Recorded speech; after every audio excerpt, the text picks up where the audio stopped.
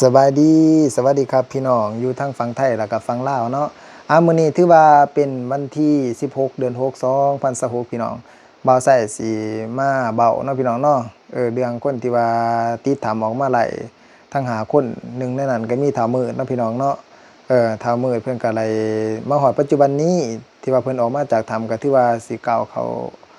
มเดือนแล้วว่าซั่นซะหลายวันแล้วที่ว่าเพิ่นออกมาจากถ้ำ เพิ่นออกมาจากถ้ำเพิ่นก็ได้ตั้งจิตอธิษฐานเนาะพี่น้องเนาะว่าออกมาแล้วเพิ่นสิบวชว่าซั่นซะเพิ่นสิบวชอุทิศบุญอุทิศกุศลให้แก่เจ้ากรรมนายเวรสิ่งที่ว่าเพิ่นเฮ็ดดวงเกินไปเนาะเพิ่นเฮ็ดดวงเกินไปหรือว่าเฮ็ดสิ่งที่ว่าบ่ดีเพราะว่าเฮาก็บ่ฮู้ว่าเฮ็ดหยังลงไปว่าซั่นซะเฮาเข้าไปหาค่ำเนาะพี่น้องเนาะหาค่ำก็ย้อนว่าความบ่มีย้อนว่าความทุกข์จึงบีบบังคับให้เฮาเข้าไปหาเงินหาค่ำว่าซั่นซะการดิ้นรน การใช้ชีวิตเนาะความจนมันบีบบังคับเฮานี่แหละที่เฮ็ดให้เฮาดิ้นรนเข้าไปบ่อนที่ว่าบ่ควรเข้าไปแต่ว่าเข้าไปแล้วก็มีอุปสรรคเกิดอุบัติเหตุเนาะน้ำท่วมออกมาบ่ได้เพิ่นก็มีเรื่องราวที่ว่าเพิ่นเล่ามาหลายเนาะว่าซั่นซะบางคนก็ว่าถือเจ้าถ้ำนั้นกักตัวไว้เพื่อว่าสิสั่งสอนแต่ว่าผู้ใดที่ว่าออกมาแล้วเนาะก็ต้องเพิ่นว่าเพิ่นก็ตั้งจิตอธิษฐานตั้งแต่คราวอยู่ในถ้ำเนาะว่าถ้าว่าออกมาไล่ว่าซั่นซะก็สิบวช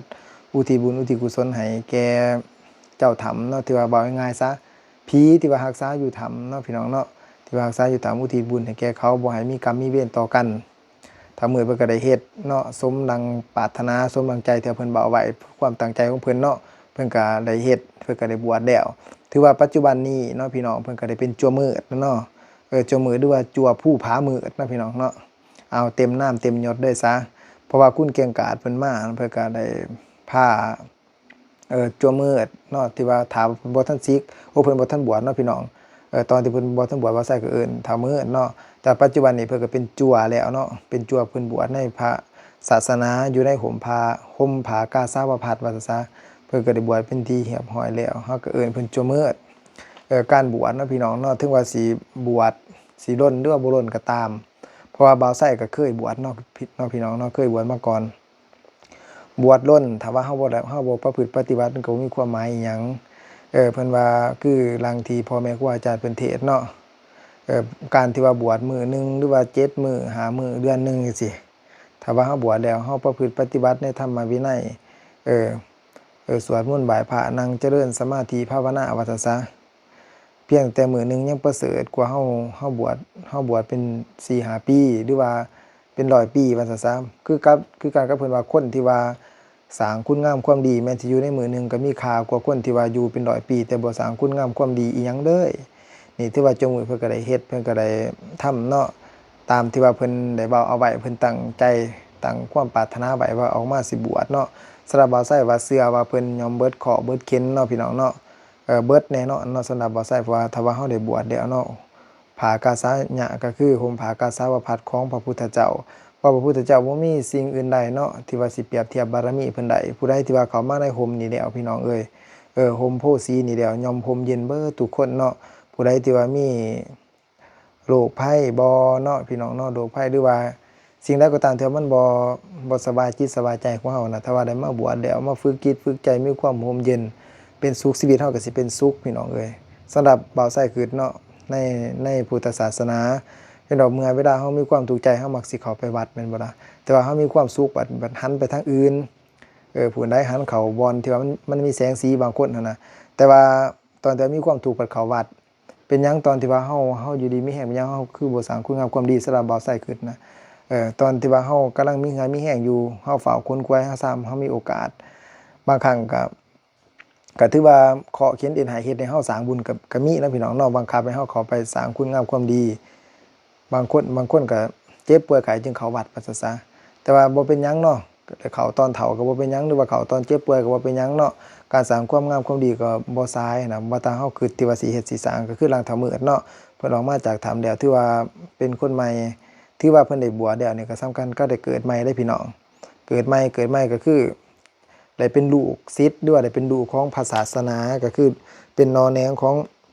พระพุทธเจ้าทุกคนที่ว่า เคยเว้าว่าถ้ามืดเนาะเคยเว้าว่าข้อยเจ้าก็เอิ้นขาน้อยได้บัดนี้โลยได้บัดนี้เพราะว่าเปลี่ยนศัพท์ภาษาเนาะ เพราะว่าก็คือบารมีของพระพุทธเจ้าเพิ่นคุ้มครองเฮาเบิดว่าซะภัตตาหารเขาก็เอามาถวายย้อนอีหยังบ่แม่นว่าย้อนมันบ่แม่นว่าย้อนผ้าเหลืองบ่แม่นว่าย้อนเฒ่ามืดบวชไว้บ่แม่นว่าย้อนเฒ่ามืดมาบวชเขาจึงเอามาถวายเพราะว่าย้อนว่าบารมีของพระพุทธเจ้าที่ว่าเพิ่นสั่งสมมาเนาะลูกศิษย์ที่ว่าเขามาบวชในศาสนานี้ย่อมเพิ่งบารมีของเพิ่นฉะนั้นแล้วเมื่อบวชแล้วก็เฮ็ดตามคำสอนของเพิ่นเนาะประพฤติปฏิบัติธรรมนั่นแหละถ้าว่าเฮ็ดตามจดีย์ฮีตของพ่อแม่ครูอาจารย์เพิ่นพาเฮ็ดแนวใดเฮาก็เฮ็ดแนวนั้นเนาะสวดมนต์บ่ายพระบ่นั่งสมาธิภาวนาท่องบทสวดตามที่ว่าฮีตของประเพณีในการบวชของในปัจจุบันนี้ฮอดยามปฏิบัติธรรมก็ปฏิบัติธรรมแต่ว่าเมื่อเฮาเห็นแล้วเนาะพี่น้องเนาะหูผาแบบนี้เนาะก็ถือว่ามันเป็นสิ่งที่ว่าประทับใจว่าซะพ่อแม่เห็นพ่อแม่ก็ดีใจว่าลูกบวชเนาะเมื่อพ่อแม่ดีใจเสร็จแล้วลูกบวชพ่อแม่ก็เข้าวัดแล้วบัดนี้เข้าวัดฟังธรรมจังหันนี่เด้ดึงพ่อแม่ขึ้นสวรรค์เด้พ่อแม่บ่เคยเข้าวัดก็อยากเข้าเป็นหยังสิอยากเข้าก็ย้อนว่าลูกเจ้าของบวชลูกเจ้าของบวชนี่พ่อแม่ก็เข้าวัดแม่นบ่ล่ะพี่น้องบ่เข้าวัดจะได้ลูกเฮาอยู่วัดเนาะมีแนวกินดีๆแซ่บๆก็อยากให้ลูกชายกินเมื่อเอาเขาไปวัดเมื่อเอาเขาไปในวัดแล้วว่าซะเอาภัตตาหารไปถวายก็บ่มีแต่พาลูกกินคนเดียวพ่อแม่ครูอาจารย์ย้อนเป็นคณะสงฆ์ก็กินเด้เฮาก็พ่อแม่ก็เลยบุญไปนำพ่อแม่บ่เคยเข้าวัดก็ได้เข้าวัดนี่คือการดึงพ่อแม่ขึ้นสวรรค์อีกอย่างหนึ่งเลยนี่พ่อแม่วันศีลบ่เคยไปใส่บาตรก็ไปใส่อยากเห็นหน้าลูกอยากไปกราบลูกนั่นเด้แล้วก็บ่แม่นไปกราบแต่ลูกเด้กราบพระอยู่วัดพระภิกขุสงฆ์ที่ว่าอยู่ในวัดก็กราบเบิดพี่น้องกราบนำกันเบิดกราบแล้วก็ได้บุญบัดนี้บุญน่ะมันก็เกิดจากฝ่ามือเกิดจากการให้เฮากราบเนาะบุญกราบไหว้เกิดทั้งฝ่ามือนะเฮานุบไหว้พ่อแม่ครูบาอาจารย์การเว้าม่วนการเว้าด้วยความอ่อนน้อมถ่อมตนบุญก็เกิดจากปากของเฮาเนาะพี่น้องเนาะนี่คือบุญบารมีเนาะที่ว่าเฮาเฮ็ดมาสั่งสมมาเนาะเมื่อเฮาได้บวชแล้วแสดงว่าเฒ่ามืดหรือว่าจั่วมืดเนาะเพิ่นมีบุญเก่าที่ว่าเคยบวชมาผู้ใดที่ว่าได้บวชนี่มันย่อมมีบุญเก่าและสำหรับบ่าวไส้คือเนาะเคยบวชมาแต่ก่อนว่าซะแต่ว่าเฮาบวชศาสตร์หลายผู้หลายเฮาก็บ่ฮู้เพราะว่ามันเป็นวัฏฏะสงสารอันใหญ่ยาวคาวยืนเพิ่นว่ามันเป็นสิ่งที่ว่าเฮากำหนดบ่ได้แต่ว่ามันย่อมมีกรรมเนาะย่อมมีกรรมก็คือสิ่งที่ว่าเฮาเคยเฮ็ดมาก่อนว่าซะเกิดมาในชาตินี้เฮาจึงได้มาบวชแต่ว่าอีกก็ดีอย่างหนึ่งเนาะเปลี่ยนจากวิกฤตแล้วก็เวลาเฮามีเคราะห์มีเข็ญแล้วนะเฮาก็เลยมาบวชถ้าว่าถ้ามืดบ่ได้ติดในถ้ำนี่บ่าวไส้คือว่าเพิ่นสิบ่เลยบวชซะได้จั่วมืดนี่อันนี้ว่าเพิ่นได้ติดในถ้ำก็เป็นย้อนว่าบุญหน้าจองมาว่าซะมันถึงเวลาแล้วเนาะเฮาต้องได้บวชเพื่อทดแทนบุญคุณพ่อแม่จังซี่บางคนเขาก็บวชเนาะบวชเพื่อแก้เอิ้นว่าบวชบาบวชแก้สะเดาะเคราะห์เจ็บเป็นเอ็นอุ่นอันนี้ก็แม่นคือกันเนาะพี่น้องเนาะอันนี้ก็คือบวชแก้ก็สิว่าแก้บาก็ได้เนาะพี่น้องเนาะเพราะว่าเพิ่นก็ได้ตั้งจิตตั้งใจบาไว้ว่าออกมาแล้วสิบวชให้เบิดทั้ง5คนแต่ว่าบ่ฮู้ว่าทั้ง4คนสิบวชคือถ้ามืดหรือบ่แต่ว่าถ้ามื้อนี้เพิ่นคิดถูกแล้วสำหรับบ่าวไส้นี่เพิ่นได้บวชว่าซะอันนี้บ่าวไส้ก็มาเว้าสู่ฟังเนาะพี่น้องเนาะอันนี้เข้าทางพุทธศาสนาแล้วนี่แล้วก็คุณเก่งกาจเพิ่นก็สั่งสอนดีขนาดพี่น้องบอกเนาะตอนที่ว่าอันนั้นจั่วมืดเพิ่นบวชแล้วเนาะอุปสมบทเป็นสามเณรแล้วเนาะเป็นสามเณรหรือว่าเป็นจั่วเนาะทั้งบ้านบ่าวไส้เอิ้นว่าเป็นจั่วคุณเก่งกาจเพิ่นก็แนะนำพร่ำสอนเพราะเพิ่นเป็นคนมีธรรมะเพิ่นเป็นคนเข้าวัดฟังธรรมอยู่แล้วคุณเก่งกาจน่ะเพิ่นก็แนะนำพร่ำสอนจั่วมืดว่าซะให้ประพฤติปฏิบัติเด้ออุทิศบุญอุทิศกุศลให้แก่สรรพสัตว์ทั้งหลายเพิ่นก็เว้าไปบ่าวไส้ได้ยินแล้วก็โอ้สาธุบุญนำหลายๆเนาะพี่น้องที่ว่าติดตามมาเนาะตอนนี้ถือว่าเพิ่นก็ได้บวชเป็นที่เรียบร้อยแล้วมื้อนี้จั่วมืดบวชเนาะในวันที่16เดือน6 2026เนาะการที่ว่าสิได้เข้าถ้ำบ่หรือว่าบ่ได้เข้าถ้ำนี่เฮาก็มารอติดตามตอนต่อไปเนาะคุณเก่งกาจเพิ่นสิมาให้มาบอกข่าวให้ดอกถ้าว่าเพิ่นได้เข้าไปในถ้ำเนาะแต่บ่าวไส้ก็มาลุ้นนำกันเบิ่งเนาะบ่าวไส้คือว่าเพราะว่าถ้ำน่ะมันบ่อนที่ว่าเคยผ่านไปได้มันผ่านไปบ่ได้เพิ่นก็คือสิเข้าลำบากอยู่ดอกเนาะถ้าบ่ได้เข้าถือว่าเพิ่นมาเทื่อนี้ก็ถือว่าเพิ่นมาให้กำลังใจเฮาว่าซะแต่ว่าเฮาก็ดีใจที่ว่าเพิ่นมาเยี่ยมมาเยือนเฮาแต่สำหรับบ่าวไส้นี่ย้านมันเป็นอันตรายเนาะสำหรับบ่าวไส้ถ้าว่าเข้าไปอีกหั้นนะย้านเป็นอันตรายเพราะว่าเพิ่นว่าน้ำอยู่ในถ้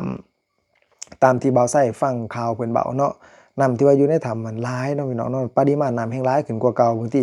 การที่ว่าสิเฮ็ดภารกิจสิทำภารกิจต่อไปย่อม ค่อนข้างสิลำบาก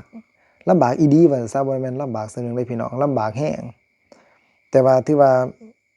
ตอนนี้นี่เฮาก็มาอนุโมทนาบุญนำเจ้ามื้อเนาะพี่น้องเนาะมาฟังคลิปที่ว่าคุณเก่งกาจวงกระบงเพิ่นสอนเด้อเพิ่นบอกเนาะเพิ่นบอกในสิ่งดีๆเด้อพี่น้องบ่แม่นว่าบวชแล้วสิสั่งสอนสิบอกบ่หลายบ่แม่นเนาะธรรมะมันบ่ได้อยู่กับครูบาที่ว่าบวชเนาะมันก็อยู่กับทุกๆคนนั่นแหละธรรมะก็คือธรรมศาสตร์ผู้ใดที่ว่าเข้าใจธรรมะลึกซึ้งได้เนาะก็สามารถบอกสอนได้สามารถบอกสอนครูบาอาจารย์ก็ได้คือกันบ่แม่นว่าครูบาอาจารย์สิมาถาแต่สอนอย่างเดียวเพิ่นบวชแล้วสิมีธรรมะบ่แม่นเนาะถ้าเพิ่นบ่ศึกษาเพิ่นบ่ประพฤติปฏิบัติเพิ่นก็บ่มีธรรมะอันนี้คือคุณเก่งกาจเพิ่นมีธรรมะเพิ่นศึกษามาหลายเพิ่นฟังมาหลายเพิ่นประพฤติปฏิบัติธรรมมาหลายเพิ่นก็มีธรรมะในจิตในใจเนาะนั่นก็คือความเยือกเย็นแล้วก็เพราะว่าเพิ่นเป็นหัวหน้าเนาะแน่นอนว่าเพิ่นยังมีธรรมะแล้วก็เพิ่นเป็นคนที่ว่าสามารถปกครองคนได้ว่าซะเพิ่นจึงสามารถได้เป็นหัวหน้าคนมีธรรมะเขาก็ให้ความเคารพแล้วก็ให้ความศรัทธาพี่น้องมาฟังคุณเกียงกาจเพิ่นเว้านำกันเด้อพี่น้องเด้อเพิ่นบอกจั่วมือเนาะพี่น้องเนาะหรือว่าจั่วผู้พามือพี่น้องฟังนำกันบวชนี่บ่มันบวชเล่นๆนะบัดนี้อุทิศบุญให้ทุกสรรพสิ่งที่อยู่ในถ้ำและนอกถ้ำบอกญาติโยมบวชนี่สิอุทิศบุญอย่างนี้เดี๋ยวๆโอ้ยนี่มันนี่เลย